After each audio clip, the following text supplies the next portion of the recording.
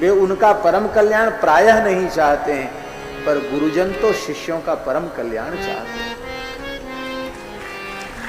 गुरु तत्व का तिरस्कार, गुरु तत्व की अवज्ञा स्वप्न में भी न हो पावे, ऐसी सावधानी प्रत्येक साधक को करनी चाहिए। देखो 27 बार रामावतार की लीला देखी श्री कागभूषुंडी जी ने, 27 कल्प तक। यहाँ बसत मुहि सुन खग ईसा, बीते कल्प 7 अरुजीसा, 27 कल्प। और इतने बड़े दीर्घजीवी श्री राम जी के 27 बार चरित्रों का दर्शन करने वाले परम भागवत कागभूषुंडी जी तो क्या कह रहे हैं? एक शूल मोहि विसर न काऊ, एक शूल मोहि विसर न काऊ, गुरु कर कोमल शील स्वभाव, गुरु सर कोमल शील स्वभाव। वस्तुतः कागभूषुंडी जी यहाँ तक जो पहुंचे हैं, उसके मूल में उनके उस 27 कल्प के पूर्व जो गुरु जी की कृपा हुई, उस कृपा के ही दिव्य प्रभाव ने उनको वहां तक पहुंचा दिया। श्री राम जी का कृपा भाई।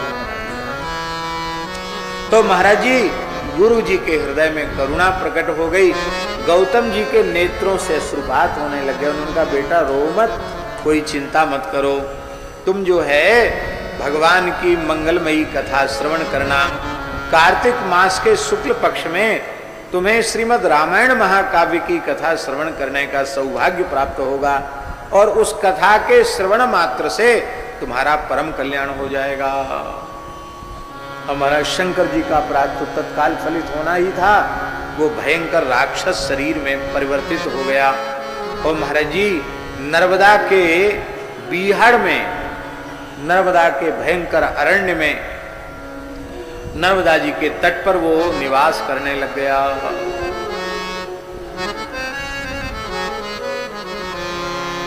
पूरे वन्य प्रदेश को इसने निर्जीव और निर्जन बना दिया। पशुओं को पकड़ के खा जाए, मनुष्यों को खा जाए, ब्राह्मणों को खा जाए, बड़ा भयंकर इसका आतंक था। जगाम नर्मदा तीरे सर्वलोक भयंकर। इसी बीच में उसके सौभाग्य का उदय हुआ। क्या उदय हुआ? बोले एक कलिंग देश संभूत ब्राह्मण जिसका नाम था गर्ग। कलिंग माने उड़ीसा, उड़िया ब्राह्मण था, उड़ीसा का ब्राह्मण था, अत्यंत धार्मिक था। वो गंगा जी के कलश को अपने कंधे पर लेकर के भगवान के पवित्र नामों का संकीर्तन करता हुआ, भगवान की स्तुति करता हुआ, और वो जा रहा था। एतस्मिन् अंतरे प्राप्तः कश्चित् विप्रोति धार्मिका कलिंग देश संभूतो नामना गर्ग इति स्मृता बहन गंगा जलम स्कंधे स्तुवन् विश्वेश्वरं प्रभुं गायन् नामानि रामस्य समायातो हर्षितः। भगवान के नाम का संकीर्तन कर रहा था, और उनको देख करके ये राक्षस उनको खाने के लिए दौड़ा। लेकिन भगवान नाम के उच्चारण की ऐसी दिव्य महिमा कि वो राक्षस उनके निकट नहीं जा सका। तो वह आश्चर्यचकित हो गया कि इसके पूर्व तो मैंने न जाने कितने मनुष्यों को, ब्राह्मणों को भी खा लिया, पर धन्य है ये ब्राह्मण बड़ा तपस्वी तेजस्वी है, मैं इसका भक्षण नहीं कर सका। तो उसको समझ में आ गया। बोला नाम प्रावरणम विप्र रक्षति त्वाम महाभयात् नाम स्मरण मात्रेण राक्षसा अपि वो वयम पराम शांतिम समापन्ना महिमा कोच्युतस्य ही। वाह, धन्य है हे ब्राह्मण देवता, भगवान श्री राम जी का पवित्र नाम यही आपका कवच है। वज्र पंजर नामेदम, यही वज्र पंजर है, यही कवच है भगवान श्री राम का नाम। वह आपकी सर्वविध रक्षा कर रहा है। इसलिए हमारे जैसे घोर राक्षस भी आपके ऊपर अपना दुष्प्रभाव नहीं डाल पाए। और इतना ही नहीं, आपका दर्शन करने से, आपकी वाणी से, भगवान नामों का श्रवण करने से पराम शांतिम समापन्ना, मुझे बड़ी शांति का अनुभव हो रहा है। धन्य है, भगवान की कैसी विलक्षण महिमा है। भगवान की महिमा हमको सुनाइए, ऐसी भगवान की महिमा आप कृपा करके हमको बताइए।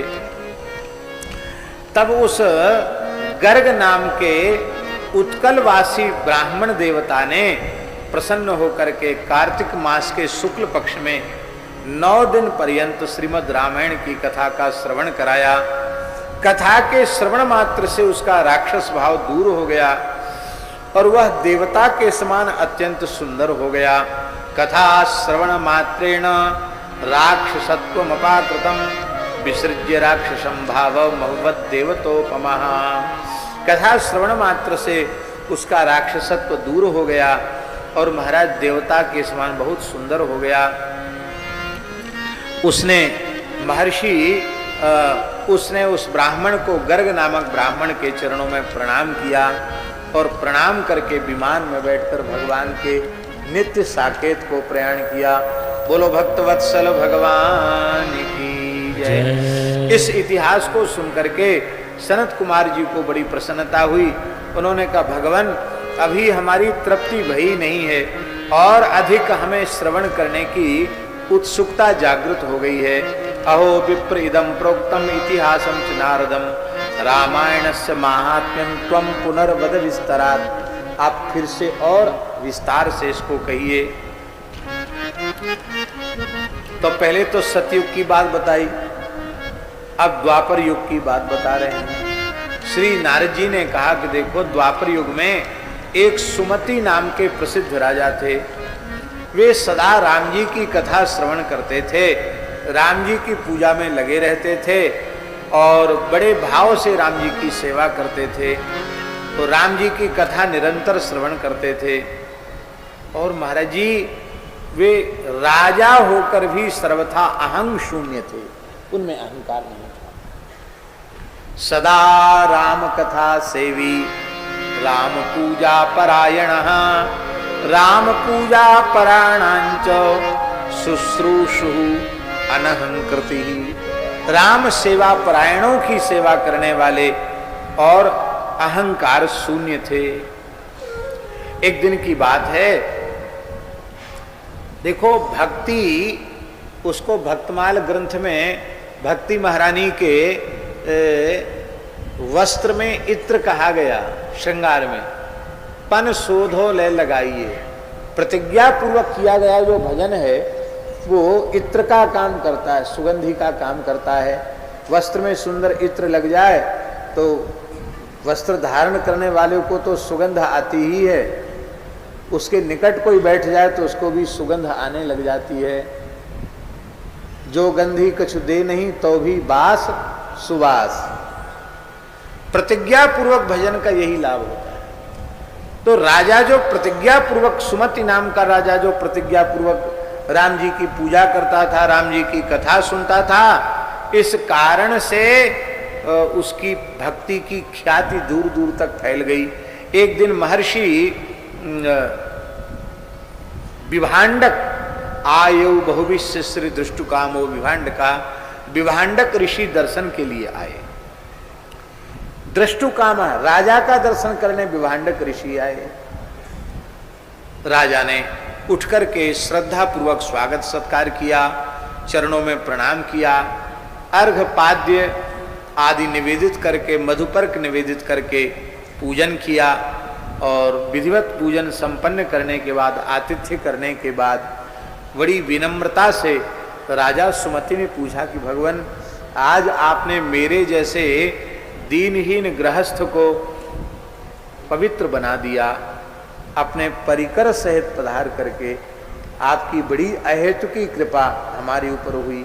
कोई विशेष प्रयोजन यदि आपके आगमन का हो तो आप बिना किसी संकोच के हमको अवश्य बतावें।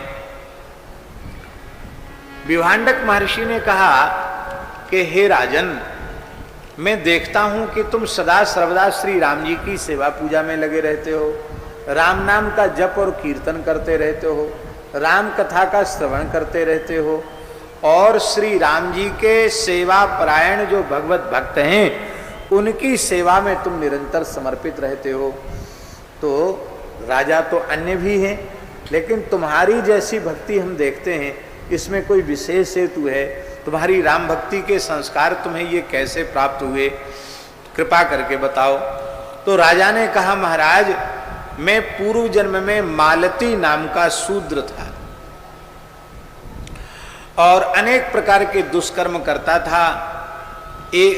और जो जैसा होता है उसका वैसी ही प्रकृति के लोगों से संपर्क संबंध हो जाता।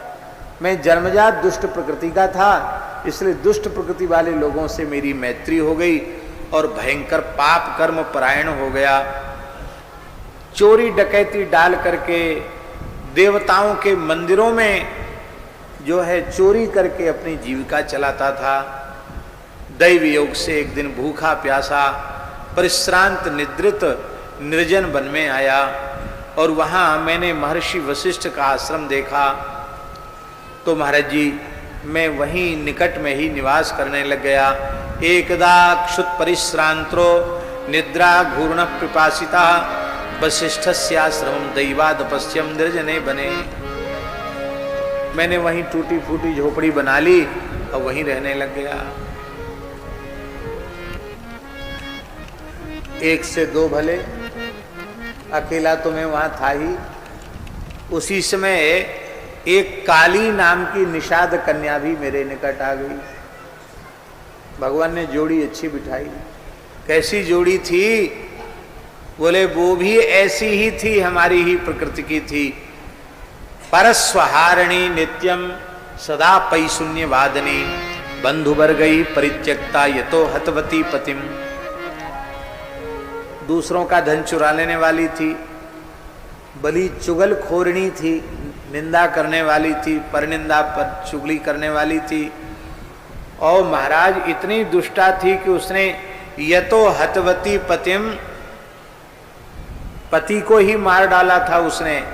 इसलिए बंधु वर्ग ही परित्यक्ता, इसलिए बंधु वर्ग ने उसको घर से निकाल दिया था। कांतारे विजने ब्रह्मन मत समीपम वागता। एकांत जंगल में वो भी आ गई, मेरे पास रह गई। मुझे भी प्रसन्नता हुई कि चलो आ गई तो ठीक है। और मैं दाम्पत्य भाव से ही, पति पत्नी के भाव से हम लोग वहाँ रहने लगे। एक दिन की बात है कि हमने देखा कि महर्षि वशिष्ठ के आश्रम में उत्सव हो रहा है।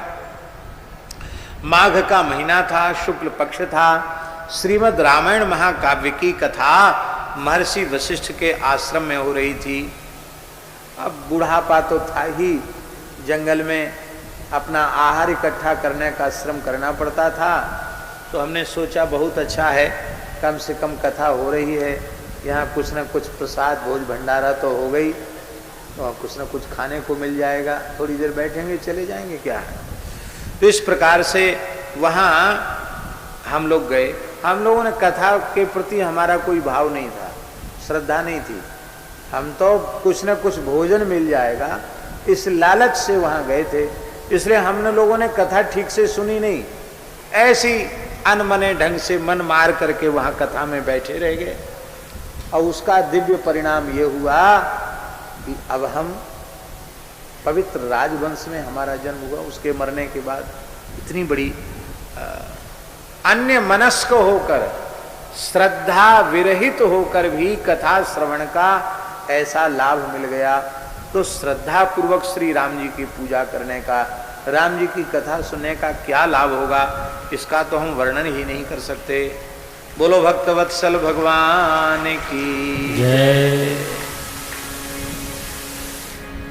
9 दिन पर्यंत जो कुछ फलाहार उपलब्ध हो जाता था उसी को करके हम लोग कथा श्रवण करते थे। श्रवण करने के बाद हमारी मृत्यु हो गई, और मृत्यु हुई तो हमारा संपूर्ण पाप हमारे कहाँ जाएं, कुछ न कुछ तो वहां खाने को मिलेगा।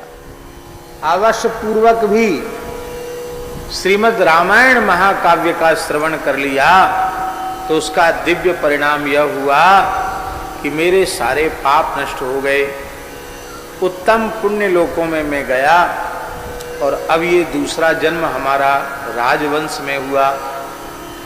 श्रीमद् रामायण कथा के श्रवण से मुझे पूर्व जन्म की स्मृति बनी हुई है।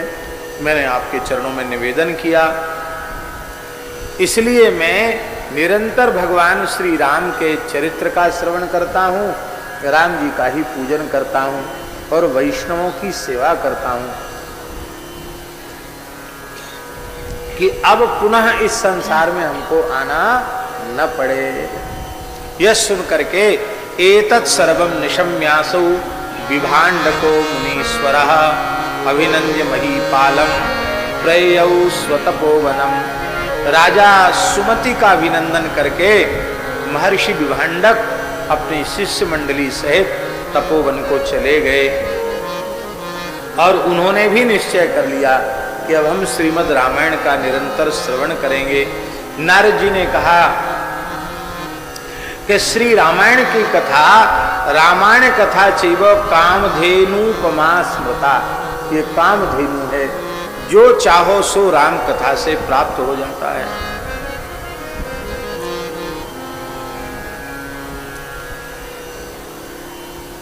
एक कलयुग की भी कथा सुना रहे हैं महाराज। कलयुग में एक कलिक नाम का व्याध था, परस्त्री और परधन के हरण में सदा लगा रहता था। आसीत पुरा कलियुगे कलिको नाम लुब्धतः परदार परद्रव्य हरणे सततम रतः। एक बार वो सौवीर नगर में गया, वहां बड़ा सुंदर बगीचा था, बड़ा सुंदर मंदिर था, और मंदिर के ऊपर स्वर्ण का कलश था, और छोटे छोटे और शिखर थे, उनमें भी स्वर्ण कलश थे। बहुत संपत्ति थी। उस व्याध के मन में बड़ी प्रसन्नता हुई, बोला वाह ये तो बहुत अच्छी जगह मिल गई, यहाँ से बहुत धन चुराऊंगा। वह चौरी लोलुप श्री राम मंदिर में गया। जगाम राम भवनम कीनाशस चौर्य लोलुपा तत्रा पश्यत द्विजवरम शांतम तत्वार्थ कोविदम परिचर्या परम विष्णु उत्तंकम तपसाम निधम। उसने एक परम शांत द्विजवर उत्तंक नाम के ब्राह्मण को, ऋषि को उन्होंने देखा। तो उस चोर के मन में आया, कलिक नाम के व्याध के मन में,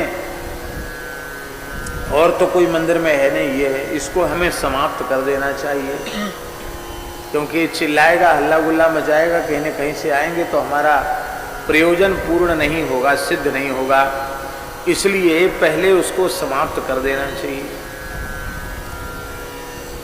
चोर डकैत बदमाश जो होते हैं ना, उनकी भी एक संस्कृति होती है। पकड़कर पटक दिया, वो तो बेचारे भजन कर रहे थे, और नंगी तलवार हाथ में लेकर के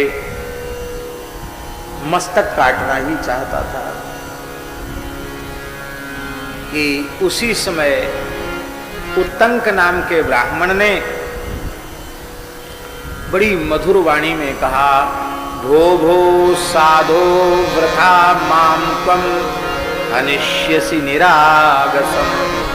निरागसम हनिष्यसि, मैं सर्वथा निरपराध हूं और तुम मुझे मारना चाहते हो।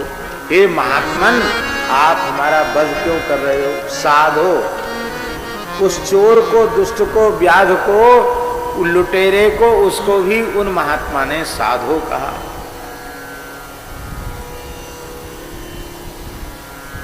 संत का केवल दर्शन हो जाए, स्पर्श हो जाए, और उनसे बातचीत हो जाए,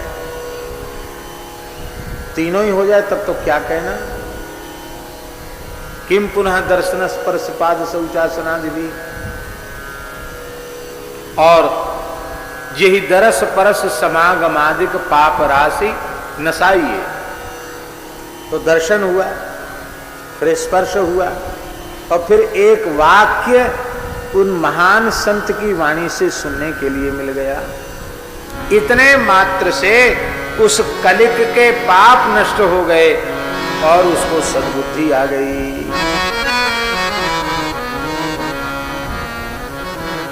एक सत्संग की बात ऋषि की वाणी से निकल गई। क्या कहा उन्होंने? मम माता मम पिता मम भार्या ममात्मजा ममेदमिति जन्तूनां ममता बाधते वृथा। भैया, मेरी माता है, मेरे पिता है, मेरी पत्नी है, मेरे पुत्र हैं, ये सब कुछ मेरा है। ये जो संसार के पदार्थों के प्रति, व्यक्ति वस्तु पदार्थों के प्रति जो ममता का भाव है, यही ममता का भाव ही इस जीव को दुखप्रद संस्कृति के चक्र में डाल रहा है, भटका। भैया उसको गूंज इसकी कम करो, ये व्यर्थ में चक्कर में हमको डाल रहा है।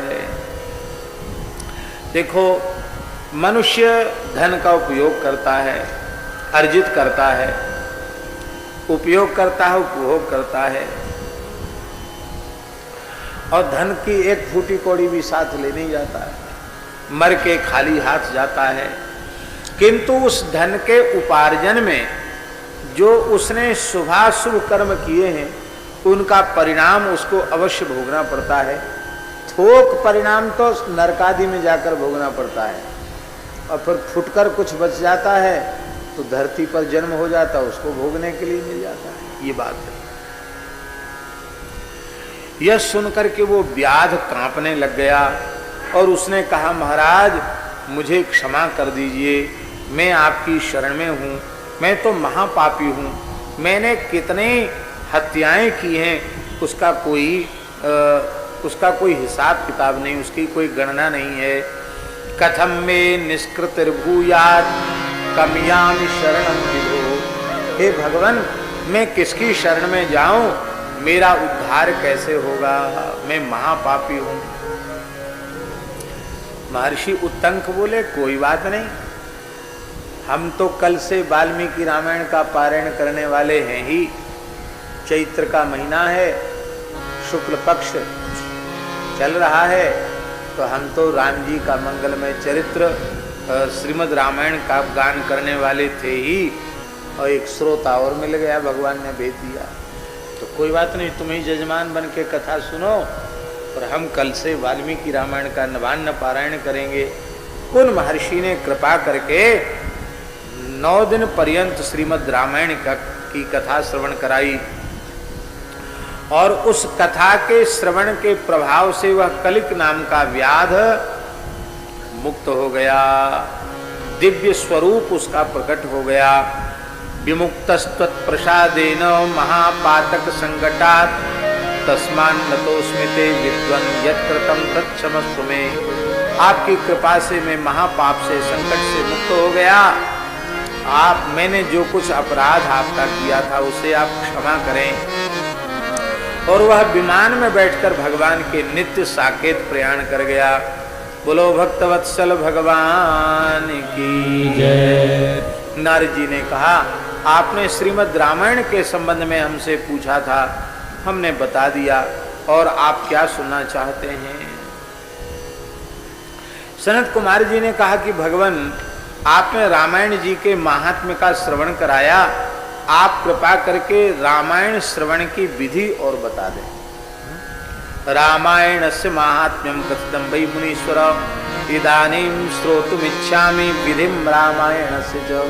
रामायण श्रवण की विधि क्या है?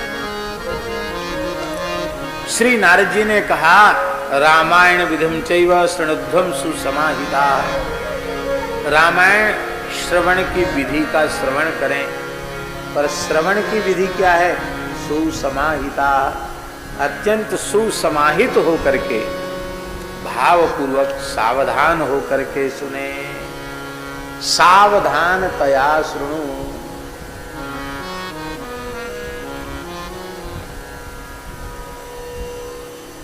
हमारे महाराज जी भक्तमाली जी कभी कभी कथा के आरंभ में ये वाक्य बोलते थे, श्रोतारः सावधानाः भवन्तु, ऐसा कह करके तब बोलते, सब सावधान हो जाएं। और इतना कहने के बाद इतना तो आंख खोल के बोलते, फिर आंख बंद कर लेते, तो पूरी कथा में आंख बंद किए रहते। एक बुंदेलखंड के एक गांव में कथा कहने गए महाराज जी, तो पहली बार उस गांव में गए थे, तो लोग तो देर से पहुंचते ही हैं, महाराज जी तो अपने कह के बंद हो गए, आंख बंद थी उनकी। और 8 घंटे बोलते थे सप्ताह कथा में, 4 घंटा सवेरे 4 घंटा शाम को, वो कम से कम 8 दिन के, एक दिन महात्म का 8 दिन कथा। तो गांव के लोग गए, थोड़ा अंधेरा हो गया, चले गए। बोले बाबा तो बुढ़े से हैं, कथा तो अच्छी कहते पर बेचारे सूरदास हैं। महाराज जी के लिए उन्होंने कहा सूरदास हैं, आंख विचारों की खुलती नहीं, दिखता नहीं, दिखाता नहीं विचारों। तो जब महाराज जी का दर्शन किया तो अरे ये तो देखते हैं। तो एक बार श्रोता रस सावधाना भवन्तु कहने के बाद आंख मूंद लेते थे, आंख बंद करके कथा कहते। इसलिए उनको ये नहीं फर्क पड़ता था कि कौन आया कौन गया, कौन सो रहा है कौन जग रहा है, आराम से कथा कहते। समाहित होकर के श्रीमद् रामायण श्रवण की विधि का श्रवण करे। सबसे पहले किसी उत्तम दैवज्ञ से मुहूर्त शोधन करावे, मुहूर्त शोधन अवश्य करावे, और मुहूर्त निकल जाए स्वस्ति वाचन करके संकल्प करे कि हम 9 दिनों तक कथा श्रवण करेंगे। संकल्पन्तु ततः कुर्यात् स्वस्ति वाचन पूर्वकम अहोभिर्नवभि श्राव्यम रामायण कथामृतम। 9 दिन में हम रामायण की कथा श्रवण करेंगे, ऐसा संकल्प करे। और महाराज जी प्रातः काल रोज प्रत्यहम दंत शुद्धिंच अपा मार्गस्य शाखया, जिसको संस्कृत में अपामार्ग कहते हैं और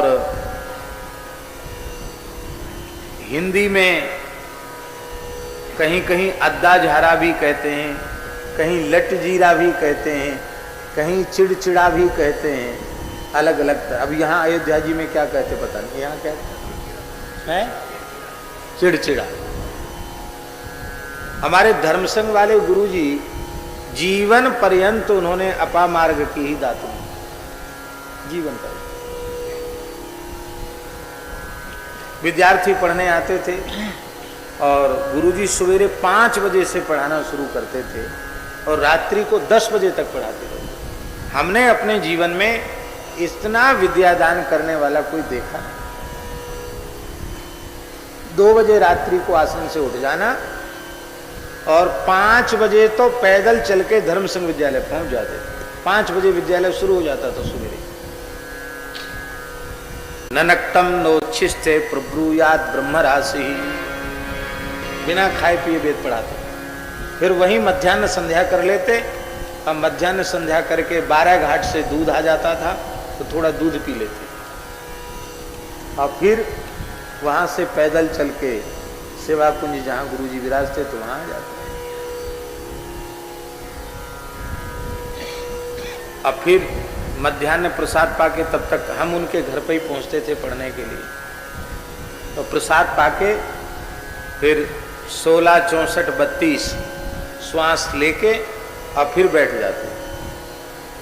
फिर 5 बजे शाम तक बैठे रहते पढ़ाते।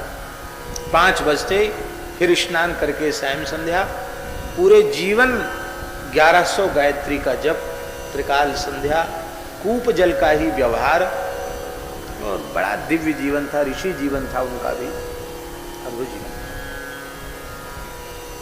और मना किसी को नहीं करते, चाहे संध्या पढ़ने चले आओ। नहीं तो कैसे हो, संध्या किसी से भी पढ़ लो, हमारे पास समय क्यों खराब करते हो। सबको पढ़ाते थे, कुछ भी पढ़ लो, मना किसी को नहीं। एक बार मैंने गुरुजी से कहा, गुरुजी आप इतना श्रम करते हैं, कुछ विद्यार्थियों को ही पढ़ा में, बाकी लोगों को कहीं भी पढ़ लिया करें, ये लोग तैयार तो करते नहीं। गुरुजी बोले इनकी ये जाने हमारे अदृष्ट की सिद्धि हो रही है। कैसे? बोले देखो, जिस वस्तु का दान करोगे वही वस्तु दूसरे जन्म में मिलेगी।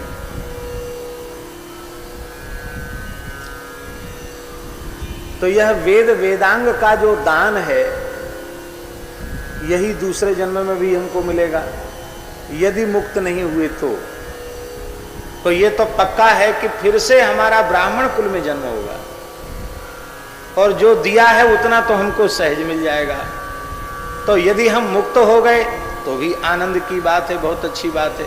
अब मान लो मुक्त नहीं हुए, कोई संस्कार शेष रह गया, पुनर्जन्म हुआ, तो फिर से परम कल्याण का अवसर ब्राह्मण कुल में हमको जन्म मिलेगा, और इसी प्रकार का हमारा पवित्र जीवन होगा।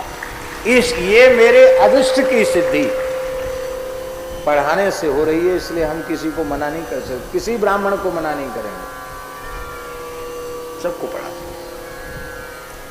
तो अपा मार्ग से ही दातुन करते थे, हम भी उनके लिए दातुन लेके आते थे। किसी पूछते विद्यार्थी, तुम्हारे यहाँ अपा मार्ग होता है? हाँ होता है। तो जड़ से उखाड़ के लाना, उसकी जड़ की ही कुची अच्छी होती है, तो जड़ से उखाड़ के लाते, और उनकी प्रेरणा से हमने भी कम से कम अनुमान है कि 12-13 साल तक तो हमने भी दातुन किया होगा। अपा मार्ग की बहुत अच्छी लगती है, करने में भी बहुत अच्छी होती है, बड़ी पवित्र दातुन। इसमें लिखा है अपा मार्गस्य शाखया कृत्वा स्नायीत विधिवत राम भक्ति परायणः।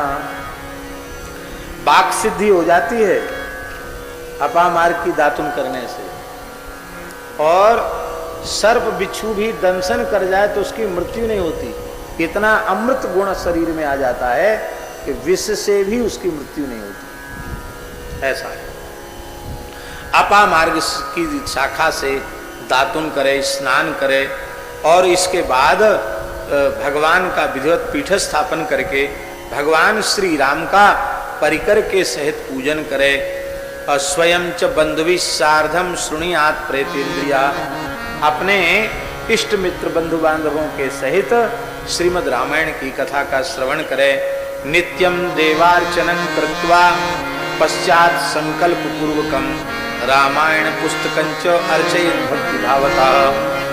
नित्य देवार्चन करे, संकल्प पूर्वक रामायण ग्रंथ का पूजन करे, भक्ति भाव पूर्वक पूजन करे, और हवन कार्य भी करना चाहिए। होमं कुर्यात प्रयत्नेन, प्रयत्न पूर्वक होम भी करे। यहाँ कथा तो हो ही रही है, और होम तो महाराज बहुत 900 क्विंटल है, 800 क्विंटल साकिल्य से आहुति दी जाएगी। विराट यज्ञ हो रहा है। श्री राम तारक षडक्षर मंत्राज का 13 करोड़ जप और आहुति धन्य है। बोलो भक्तवत्सल भगवान की जय। इत्येव माधवी शुद्धो वसी सर्वहिते रता रामायण परो भूत्वा पराम सिद्धिं गमिष्यति। कहते हैं वशी अपने इंद्रियों का निग्रह करते हुए, संपूर्ण प्राणियों के हित का चिंतन करते हुए जो श्रीमद् रामायण का श्रवण करता है उसको परम सिद्धि की प्राप्ति हो जाती है। देखो, नास्ति गंगा समम तीर्थम, गंगा जी के जैसा दिव्य तीर्थ नहीं। अभी महाराज जी कह रहे थे, रामकुंज वाले महाराज जी, कि महिमा तो सबकी ही है, सभी पवित्र नदियों की महिमा है, सभी तीर्थों की महिमा है, लेकिन ये बात बिल्कुल सत्य है। वेद से लेके महाभारत और पुराणोपपुराण जहाँ कहीं महिमा का वर्णन है, वहाँ महात्म्य की दृष्टि से देखें तो गंगा जी का महात्म्य इतना अधिक वर्णित है जिसका कोई ठिकाना नहीं। महाराज जी एक जगह लिखा है कि सहस्र सहस्र तप्त कृच्छ चांद्रायण आदि व्रत करने से जिस प्रकार की चित्त शुद्धि होती है, वह चित्त शुद्धि केवल गंगाजल पान करने वाले के लिए सहज हो जाती है। केवल यह निश्चय कर ले कि हम केवल गंगा जल ही पान करेंगे, गंगा जी का जल पिएंगे। हजारों हजारों बार तप्त कृच्छ प्राजापत्य चांद्रायण आदि व्रत करने से भी जैसी चित्त शुद्धि नहीं होती, वैसी निष्पापता, निर्मलता, पवित्रता गंगा जल के पान से प्राप्त हो जाती है।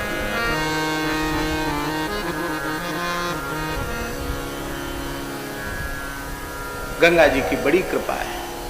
गंगा जी के जल में वर्ष में एक बार कोई श्रद्धा पूर्वक स्नान कर ले, सविधि स्नान कर ले, तो एक वर्ष तक उसके शरीर पर गंगा जल के स्पर्श का दिव्य प्रभाव रहता है। एक वर्ष तक, एक वर्ष के भीतर कहीं भी मृत्यु हो जाए वो अधोगति को प्राप्त नहीं होगा, उत्तम लोकों में जाएगा। एक वर्ष तक आप सोचो, और नित्य ही गंगा स्नान को मिल जाए तब तो क्या कहें। गंगा जी की बड़ी बड़ी महिमा, इसलिए स्रोतसामस्मि जाह्नवी, जितनी नदियां हैं उनमें गंगा जी को भगवान ने अपनी साक्षात विभूति कहा है।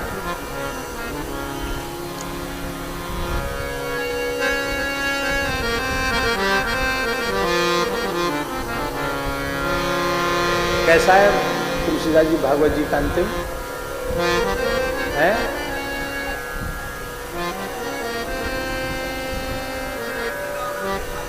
हाँ, निम्न गानाम यथा गंगा देवानाम अच्युतो यथा वैष्णवानाम यथा शंभु पुराणानाम इदम तथा।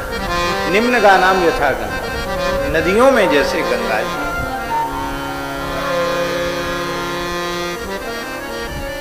हमको तो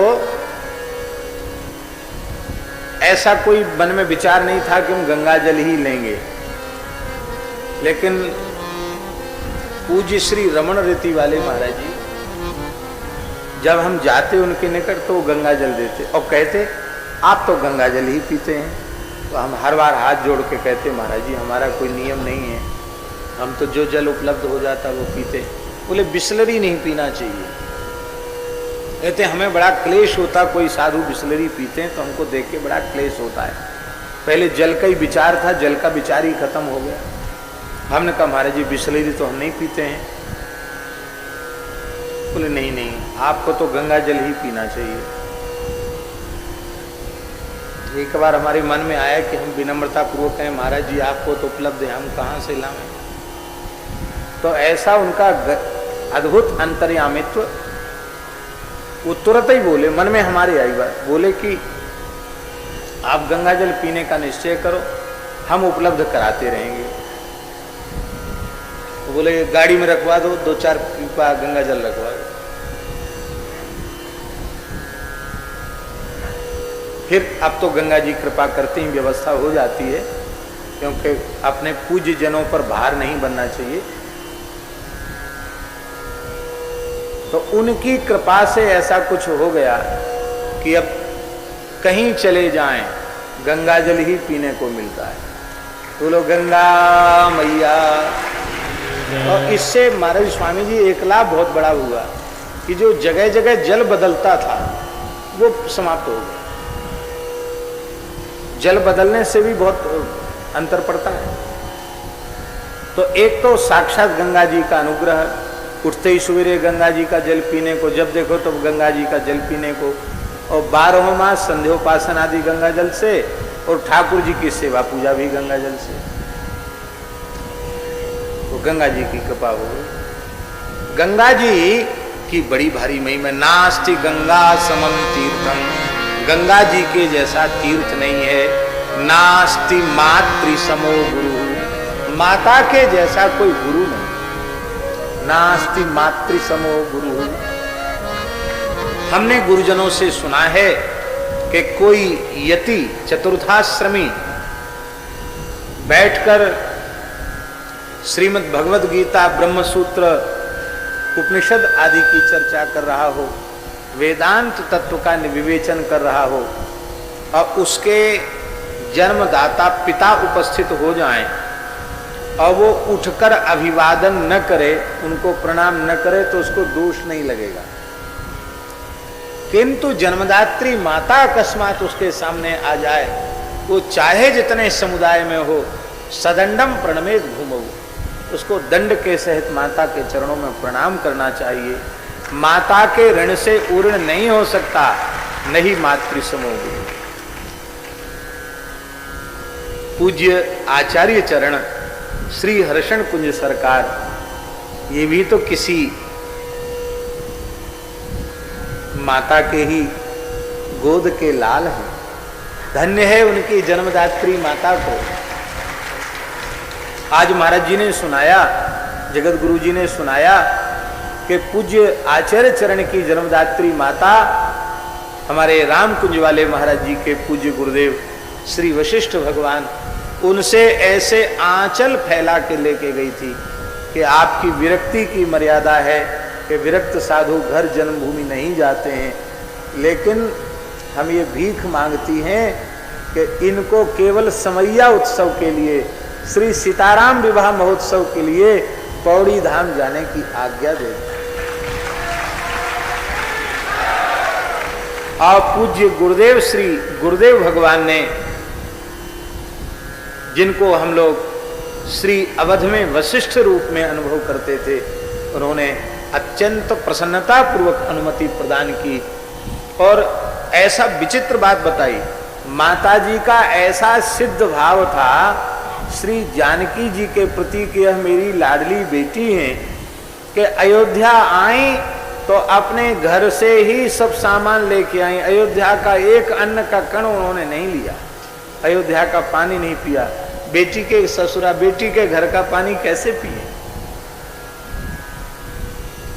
ऐसी माता न होती तो ऐसे दिव्य महापुरुष कहां से हम सबको प्राप्त होते।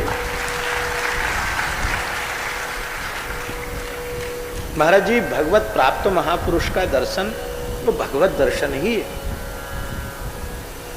जिन्हें अपने जीवन में अनेकों बार भगवान की प्रत्यक्षानुभूति हुई, ऐसे पूज्य सरकार का दर्शन निश्चित ही भगवान के दर्शन के ही जैसा है। और भगवान के दर्शन के जैसा क्या कहें, भगवान के दर्शन का फल है ऐसे दिव्य महापुरुष का दर्शन, भगवत दर्शन का भी फल। और विचित्र बात है, जब तक भगवत साक्षात्कार नहीं होता है तब तक संत दर्शन की महिमा का पता ही नहीं चलता। जब भगवान का साक्षात्कार हो जाता उसके बाद संत महिमा का ज्ञान होता है। भगवत दर्शन के बाद ही संत महिमा का ज्ञान होता है, नहीं महाराज पता नहीं चलता।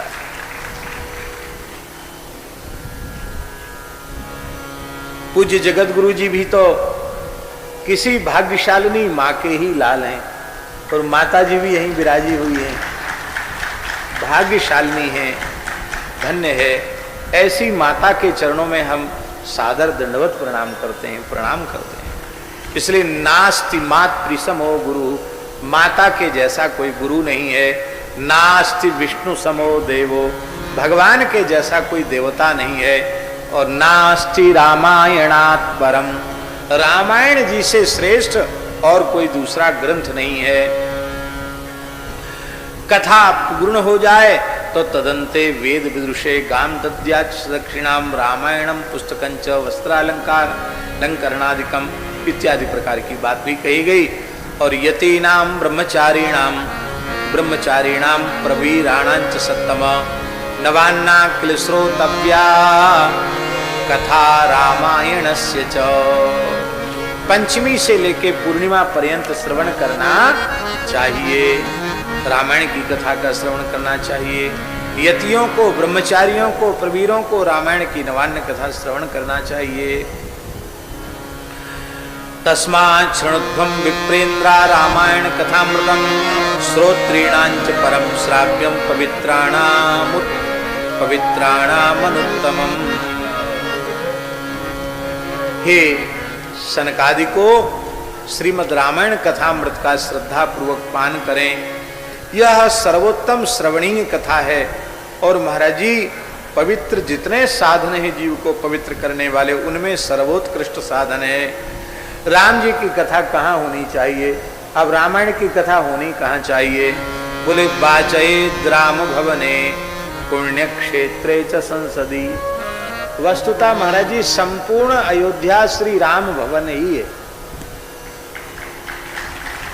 तो राम भवन अयोध्या में कथा हो रही है। और पुण्य क्षेत्रे, पुण्य क्षेत्रों में श्री अयोध्या भगवान के मस्तक पर विराजमान है। अयोध्यापुरी मस्तकम, भगवान के मस्तक पर विराजमान है श्री अयोध्या। सप्तपुरी में जो भगवान का विग्रह है उसमें अवंतिकापुरी चरण कमल हैं और क्रमशः सभी पुरियां होते होते मस्तक श्री अयोध्यापुरी मस्तक के रूप में शोभायमान है।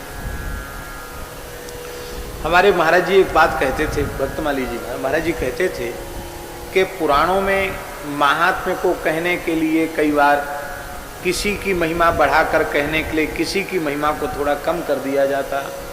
पर महाराज जी कहते थे अयोध्या और सरयू, इनकी महिमा को कहीं व्यास जी ने खर्व नहीं किया। और अब तक जो दास पारायण करा उसमें भी सरयू जी की महिमा कहीं ये कहियो कि इनके समान इनकी महिमा है या सरयू जी से अमुक श्रेष्ठ है, ऐसी बात कहीं व्यास जी ने नहीं कही। अयोध्या से श्रेष्ठ अमुक है, ऐसी बात कहीं व्यास जी ने नहीं कही। तो अयोध्या और सरयू का महात्म्य कहीं भी व्यास जी ने अपनी वाणी में खर्व नहीं किया, ऐसा महाराज जी कहते हैं। वस्तुतः ऐसा ही महात्म्य है। पुण्य क्षेत्रे च संसदी, संसदी माने राजसभा में, राजाओं की सभा में श्रीमद् रामायण की कथा होनी चाहिए। और संसदी, संसदी का एक अर्थ लें तो वर्तमान अर्थ में चाहे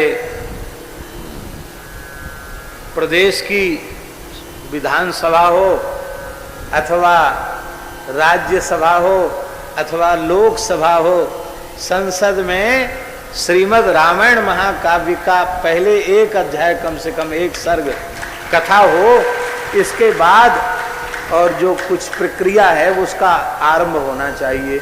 ऐसा हो जाए तो देश का अमूल्य समय जो वहाँ झगड़े लड़ाई में नष्ट कर देते हैं, फाड़ के कागज मुंह पे फेंक देना और नारेबाजी करना और जूता चप्पल सब फेंकने लग जाते हैं। आप लोग बुरा नहीं माने, हंसाने के लिए नहीं बोल रहे हैं। हमारे ब्रज की एक विभूति थे, परम श्रद्धेय पूज्य राष्ट्रपति पुरस्कृत पद्मश्री विभूषित रासाचार्य स्वामी श्री राम स्वरूप जी, जो ब्रज कोकिल थे, ब्रज की कोयल ही थे। अंतिम क्षण तक वैसा ही कंठ था उनका,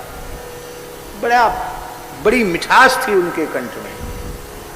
तो हमसे बड़ा भारी स्नेह करते थे, बहुत भारी स्नेह करते थे। अब हम क्या कहें, उन्हें जैसे ही पता चलता कि हम स्थान में हैं,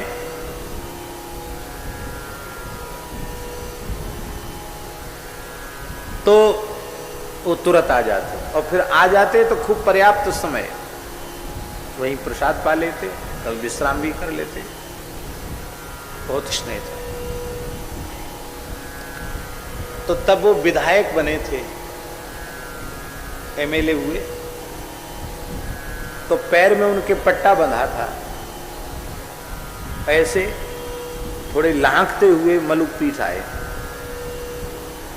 हम बहुत आदर करते थे, हाथ पकड़ के उनका आदर किए। हमने कि स्वामी जी ये क्या हो गया? बोले जय जय, आप सबन ने मिलकर हमें विधानसभा भेजो, आपको प्रसाद मिले हुए। प्रसाद? बोले हाँ। अरे हम तो कल्पना में नहीं था कि ऐसा होता होगा, ऐसी वहां मार पिटाई हुई। तो बोले कितने लोगों ने कुर्सियों के नीचे घुस करके अपने आप को बचाया। उसमें विधानसभा में जूता चप्पल चला था, बोले उसी में हमारा पैर मुड़ गया, फ्रैक्चर तो होने से बच गया, लेकिन पैर में सूजन है। फिर आप इतने कष्ट में क्यों पधारे? तो हंस के बोले, हम दिखाए हुए पधारे के विधानसभा का प्रसाद लेके आए हैं।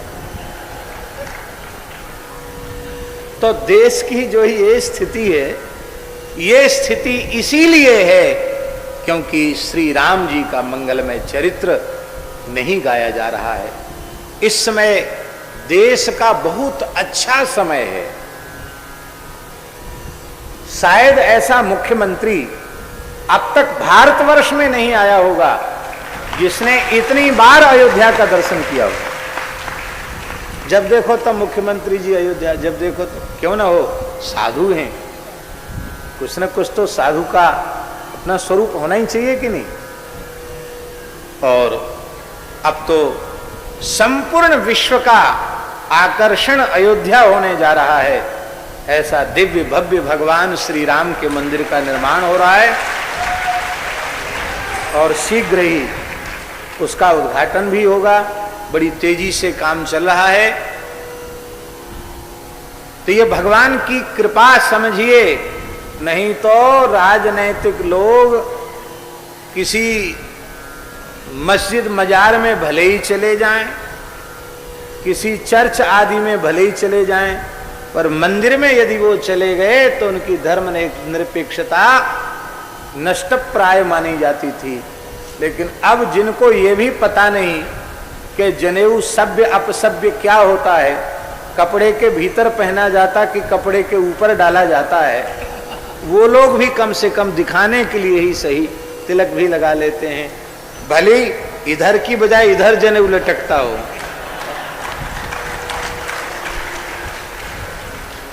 लेकिन एक समीकरण बदल दिया, बहुत अच्छा समय, हम तो कहेंगे अच्छा समय है, लेकिन ये और अच्छा तब होगा जब भारतवर्ष की धरती गोवध के कलंक से मुक्त हो जाएगी। जब तक भारतवर्ष की धरती गोवध के कलंक से मुक्त नहीं होती, तब तक की सभी उपलब्धियां अच्छी हैं, प्रशंसनीय हैं, लेकिन उनमें परिपूर्णता तभी आवेगी जब ये भारतवर्ष गोवध के कलंक से मुक्त होगा। और महाराज जी, ये परंपरा परीक्षित के काल तक थी। सुखदेव जी की वाणी प्रमाण है, यस्यामलम नृप सदस्सु यशोधुनापि गायन्त्यघग्न मृषयो दिग्भीन्द्र पट्टम। जिन भगवान श्री राम का निर्मल सुयस राजाओं की सभाओं में, इसका मतलब चाहे मंडलिक राजा हो चाहे चक्रवर्ती सम्राट हो, सभी छोटे बड़े राजाओं की सभाओं का ये अति आवश्यक नियम था कि पहले राम जी की कथा होती थी, इसके बाद राज्य कार्यवाही का शुभारंभ होता था। यस्यामलम नृप सदस्सु यशोधुनापि अधुना अपि, इस समय भी माने तुम्हारे काल तक के गायंती ऋषयः गायंती, ऋषि गाते हैं चरित्र को। कैसा चरित्र? अगग्न, जो संपूर्ण पापों को नष्ट करने वाला है। कितना गाते हैं, कितना गाते हैं? अरे बोले महाराज क्या कहें, कितना गाते हैं, उसकी कोई सीमा है क्या? इतना गाते हैं, इतना गाते हैं कि श्री राम चरित्र की उज्ज्वलता से दिशाओं के जो काले काले गजेंद्र हैं, उनके काले काले भाल पट्ट राम कथा की उज्ज्वलता से उज्ज्वल हो रहे हैं। इवेंद्र पट्टम, गजराजों के मस्तक भी चमक रहे हैं राम कथा की, माने दशों दिशाएं चमत्कृत हो रही हैं, अलंकृत हो रही हैं राम जी की कथा से। दिग्भीन्द्र पट्टम, और राम जी की गरिमा महिमा कितनी है। तम नाकपाल वसुपाल किरीट जुष्ट पादाम्बुजम, नाकपाल वसुपाल किरीट जुष्ट पादाम्बुजम। राम जी के बराबर कुर्सी पे कोई बैठ जाए, ये तो संभव ही कहां है। राम जी जिस चौकी पर अपने चरण कमल पधराते हैं, उनके पाद पीठ को इंद्र महेंद्र कुबेर आदि अपने सूर्य के समान प्रकाशमान किरीट युक्त मुकुट से उस पाद पीठ को प्रणाम करके भूमि पर ही भगवान की आज्ञा पाकर बैठ जाते हैं। ऐसे जो श्री रघुनाथ जी के चरण कमल हैं, हम उनकी शरण में हैं। पादाम्बुजम रघुपतिम शरणम प्रपद्ये। एक बात कह दें, आप लोगों को बड़ी प्रसन्नता होगी। श्री स्वामी जगत गुरु रामानंदाचार्य पदाधिष्ठित पद्म विभूषण तुलसी पीठाधीश्वर पूज्य जगत गुरु जी श्री स्वामी रामभद्राचार्य जी महाराज ने एक बात बड़ी अच्छी कही, आपको सुन के भी बहुत अच्छा लगेगा, इसलिए हम उसको याद आ गया तो कह देते हैं। उन्होंने कहा कि भागवत जी में शुकदेव जी ने ही प्रश्न किया, कंबा दयालुम शरणम ब्रजेम अहो वकीम स्तन काल कूटम जिघांसया पायदप्य साध्वी लेभे गतिम धातृचिताम ततोन्यम कंबा दयालुम शरणम ब्रजेम। कंबा दयालुम शरणम ब्रजेम, प्रश्न है कि नहीं? भगवान श्री कृष्ण से बढ़कर कौन कृपालु दयालु है जिसकी शरण में जाया जाए? किसकी शरण में जाया जाए? बोले वहां प्रश्न किया द्वितीय स्कंद में, द्वितीय स्कंद तृतीय स्कंद में, तृतीय स्कंद में प्रश्न किया और उत्तर नवम स्कंद में दिया। क्या उत्तर दिया? बोले यस्यामलम नृपसदस्सु यशोधुनापि गायन्त्य घट्टम ऋषयो दिगिभिर्नृपट्टम तम नागपाल वसुपाल किरीट जुष्ट पादाम्बुजम रघुपतिम शरणम प्रपद्ये कंबा दयालुम शरणम ब्रजेम पादाम्बुजम रघुपतिम शरणम प्रपद्ये। क्यों न हो, हमारे श्रीमद् रामानंद संप्रदाय की आचार्य परंपरा गुरु परंपरा में भगवान श्री शुकाचार्य जी भी हैं, और शुकाचार्य से ही ये परंपरा फिर इधर आई। परमव्योम निस्थितो रामः पुंडरीकायते क्षणः सेवया परयाजुष्टम जानक्यै तारकम ददौ। भगवान श्री राम ने अपना मूल मंत्र पराम्बा भगवती प्राणवल्लभा श्री विदेह राजनंदिनी किशोरी जी को प्रदान किया, और किशोरी जी ने हनुमान जी को, हनुमान जी ने ब्रह्मा जी को, ब्रह्मा जी ने वशिष्ठ जी को, वशिष्ठ जी ने पराशर जी को, पराशर जी ने व्यास जी को, व्यास जी ने सुखदेव जी को, और सुखदेव जी ने श्री बोधायनाचार्य जी को, और बोधायनाचार्य जी से बोधायनस्तु तच्छिष्या। कहाँ के थे बोधायनाचार्य जी? मिथिला के थे, बोधायन सर है मिथिला में। तो बोधायनस्तु तच्छिष्या, बोधायनाचार्य जी जिनको संप्रदाय में पुरुषोत्तमाचार्य जी कहा जाता है, और उन्हीं से परंपरा में चलकर यह मंत्र वशिष्ठावतार श्रीमद स्वामी राघवानंदाचार्य जी के पास आया, और श्री रामानंद स्वयं राम प्रादुर्भूतो महितले, साक्षात भगवान श्री राम ही रामानंदाचार्य रूप में प्रकट हुए और उनको मंत्र प्राप्त हुआ। अब तक तो परंपरा ज्यादा बढ़ी नहीं, एक चेला होते चले आए। स्वामी जी ने झरा भंडारा किया। हाँ, ये संप्रदाय जरा झरा भंडारे वाला है। बोलो भक्तवत्सल भगवान की। आचार्य चरण का चरित्र आप श्रवण कीजिए तो महाराज देवलोक के देवताओं ने आकर के दीक्षा प्राप्त की है, नागों ने दीक्षा प्राप्त की है, पाताल के निवासियों ने दीक्षा प्राप्त की है। धन्य है, अद्भुत है आचार्य चरण का वैभव। बोलो भक्तवत्सल भगवान की जय। तो श्री सुखदेव जी महाराज रामानंद संप्रदाय के पूर्वाचार्य हैं, तो अपने इष्ट की शरण ग्रहण भला क्यों नहीं करेंगे? इसलिए पादाम्बुजम रघुपतिम शरणम प्रपद्ये कंबा दयालुम शरणम। कितनी बढ़िया संगति है महाराज जी। ऐसे भगवान श्री राम के चरणों में प्रणाम है। तो बाचेद राम भवने पुण्य क्षेत्रे च संसदि सर्वदेवमयो रामः स्मृतश्चार्ति प्रणासनः सद्भक्त वत्सलो देवो भक्त्या तुष्यति नान्यथा। भगवान श्री राम सर्वदेवमय हैं, स्मरण करने वाले की आरती को, कष्ट को दूर करने वाले हैं, भक्त वत्सल हैं, वे भगवान भक्ति से प्रसन्न हो जाते हैं। भक्त्या ततोष भगवान गजई उत्पाय। भगवान केवल भक्ति से, भक्त्या तुष्यति माधवो नच गुणैः भक्ति प्रियो माधव। यस्य राम रसे प्रीतिर्वर्तते भक्ति संयुता सएव कृतकृत्यश्च सर्वशास्त्रार्थ कोविदा। ये श्लोक तो इतना सुंदर है, लिखने योग्य, कंठस्थ करने योग्य श्लोक है। कहते हैं राम रस में जिसकी प्रीति है, राम जी के चरित्र के रस में जिसकी प्रीति है, रसास्वादन करता है, उसमें जिनकी भक्ति है, वही सर्वशास्त्रार्थ कोविद है, वही कृतकृत्य है, वही संपूर्ण शास्त्रों का निष्णात विद्वान है, वही कृतार्थ है, कृतकृत्य है। इसका मतलब है श्री राम जी के पवित्र चरित्र के श्रवण में रस नहीं आता है, प्रेम की वृद्धि नहीं होती है, राम जी के चरणों में भक्ति नहीं है, तो संपूर्ण शास्त्रों का मूर्धन्य चूड़ांत विद्वान होता हुआ भी वह कृतार्थ तो नहीं है। वो शास्त्र के मर्म को नहीं जाना, शब्दावली को भले ही कंठस्थ कर लिया हो। ऐसी अद्भुत श्री राम जी की कथा है। राम नामैव नामैव नामैव मम जीवनम कलौ नास्त्येव नास्त्येव नास्त्येव गतिरन्यथा। एक आदि पुराण का श्लोक है और यह श्लोक स्कंद पुराण के, वाल्मीकि रामायण के महात्म का श्लोक है। आदि पुराण वाला तो बहुत प्रसिद्ध है। हरे नाम हरेर नामैव केवलम कलौ नास्त्येव नास्त्येव नास्त्येव गतिरन्यथा। और ये राम जी के नाम वाला है। तो श्री भक्तमाली जी से हमारा आग्रह है कि इस श्लोक का भी सबको प्रचार करना चाहिए, है?